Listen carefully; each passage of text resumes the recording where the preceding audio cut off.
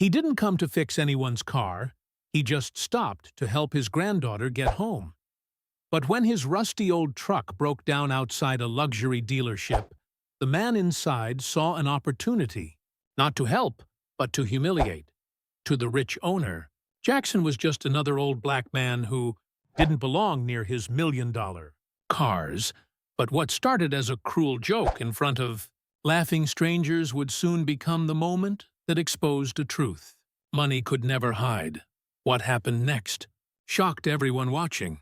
For 70 years, Jackson Miller had lived a simple life built on quiet dignity and hard work. Every morning, he drove his old pickup through the same streets, the kind of streets where people barely noticed a man like him anymore. He wasn't rich, he wasn't famous, but he was steady.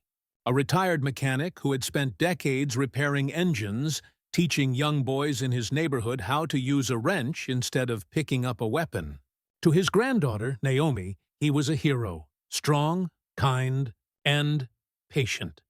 That afternoon, the sun beat down on the cracked asphalt as Jackson's old Ford rattled to a stop outside Sterling Motors, one of the city's most expensive BMW dealerships. He was there only to pick Naomi up from work. She'd been working part-time at the reception desk, saving for college. Jackson parked by the curb, whistling a tune, proud that his granddaughter had found her way into a place he never imagined stepping into. But as he turned the key to start the engine again, a sputter echoed. Then, silence. The truck refused to move. The hum of expensive cars and chatter of wealthy customers filled the air. And then, from the glass doors, someone noticed him. Richard Sterling. The dealership's owner leaned against his luxury car, amused by the sight of an old black man struggling with a rusted truck in front of his pristine showroom. A smirk spread across his face. To him, it wasn't just a mechanical failure, it was a moment of superiority. Jackson didn't see the laughter from inside, the phones being raised to record. He only knew he had to get his truck running before Naomi came out. He didn't want her to see him like this, but fate had other plans. Richard Sterling stepped out of his glass showroom like he owned the world. And for men like him, maybe he did. His designer shoes clicked sharply on the pavement as he approached Jackson's broken truck. A few salesmen followed behind, grinning. The sight of a 70-year-old black man bent over a smoking engine was, to them, pure entertainment. "Need a hand, old-timer?" Richard's voice dripped with mock sympathy. But it wasn't kindness. It was theater. He gestured toward the staff behind him, encouraging them to laugh. Jackson didn't respond. He simply wiped his hands on an oil-stained rag and checked the wires again, pretending not to hear. The laughter grew louder. Phones were raised. Someone muttered, "Guess he brought the wrong ride to the wrong place." Another voice added, "Maybe he thought BMW stands for Black Man Working." The jokes cut through the warm air like knives. Jackson kept his composure, refusing to feed their cruelty. Years of enduring quiet racism had taught him one thing.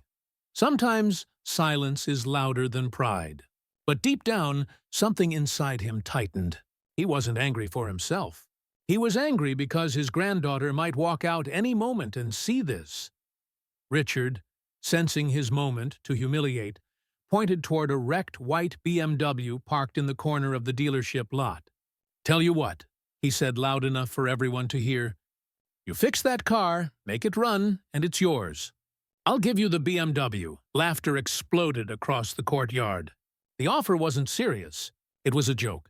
The car had been written off, its engine blown, declared unsalvageable by multiple mechanics. Everyone knew it, but Jackson just looked at it quietly. He didn't speak, didn't argue.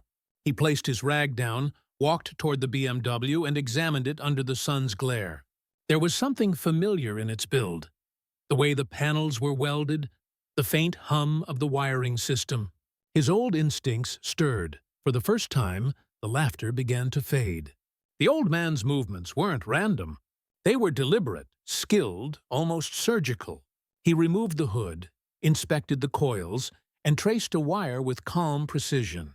The salesmen exchanged uncertain looks. "What's he doing?" one whispered. Richard crossed his arms, smirking. "Playing pretend. Let him have his fun." Minutes passed. The heat intensified. Sweat dripped from Jackson's forehead, but his hands didn't shake. He asked one of the assistants for a Phillips screwdriver, specific size, insulated handle. The assistant hesitated, unsure how the stranger even knew they had one. "Top drawer," Jackson said, pointing without looking. "Next to the Torx keys." The assistant froze. He opened the drawer. The tool was right there.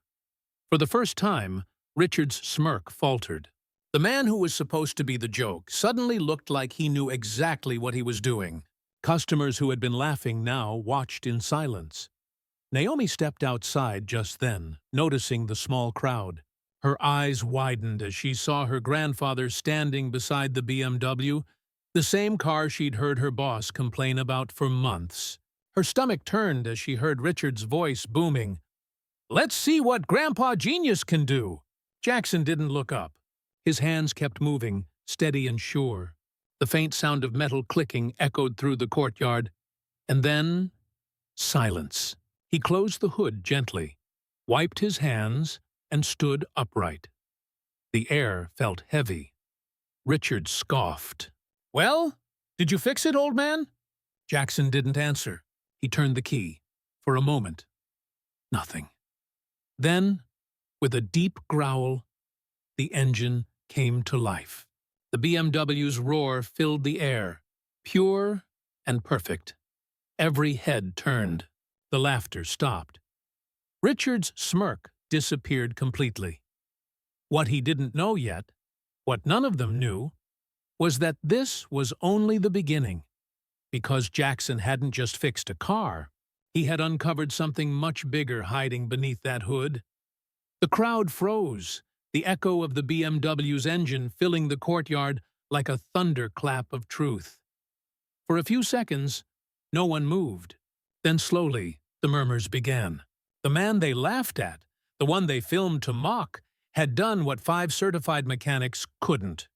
Richard's face turned pale beneath his tan. "That's impossible," he stammered. "That car was totaled. It can't run." But Jackson just stood there, his weathered hands resting on the hood as if calming a restless animal.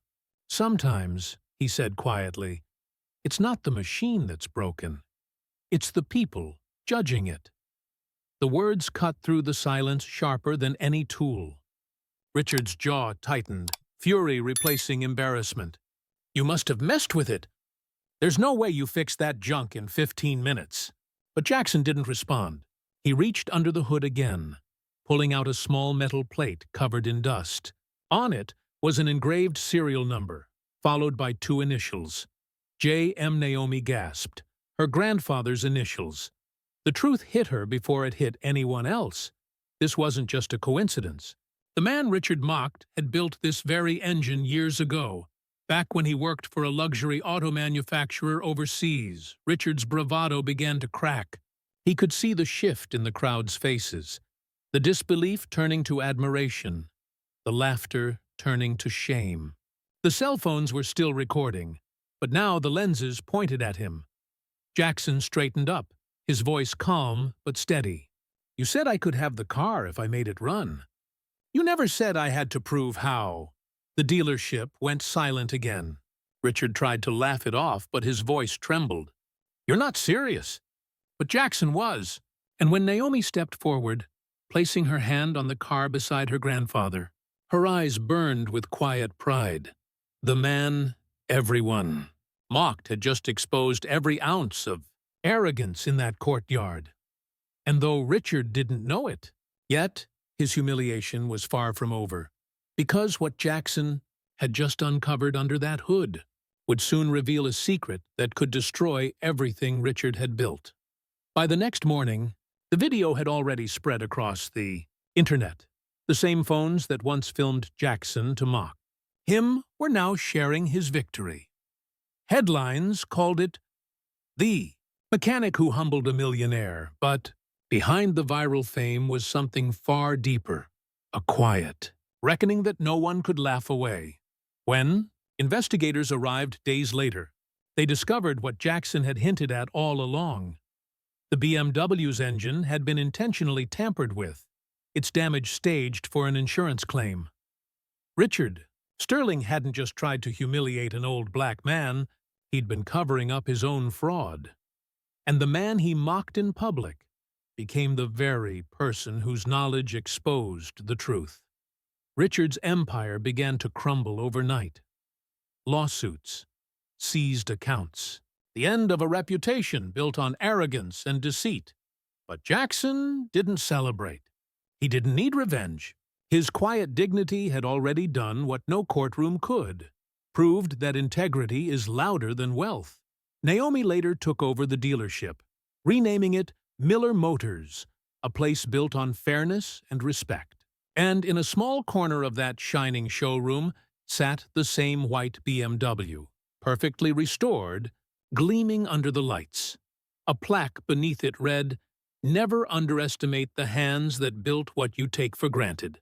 Jackson spent his days teaching local kids about engines, about patience, precision, and pride. But more importantly, he taught them that their worth would never depend on someone else's approval. He never asked for fame. He didn't need it, because his greatest victory wasn't fixing a car. It was reminding the world that racism might belittle a man, but it can never break the truth he stands for. And as the camera faded on that old man walking away from the dealership, his voice echoed one final truth. They laughed when I touched the engine. But sometimes God lets people break you, just so the world can see what you're made of. So the question remains, how many more Jacksons have to be humiliated before the world finally learns to see beyond color? Don't miss more powerful real-life stories. Hit subscribe now.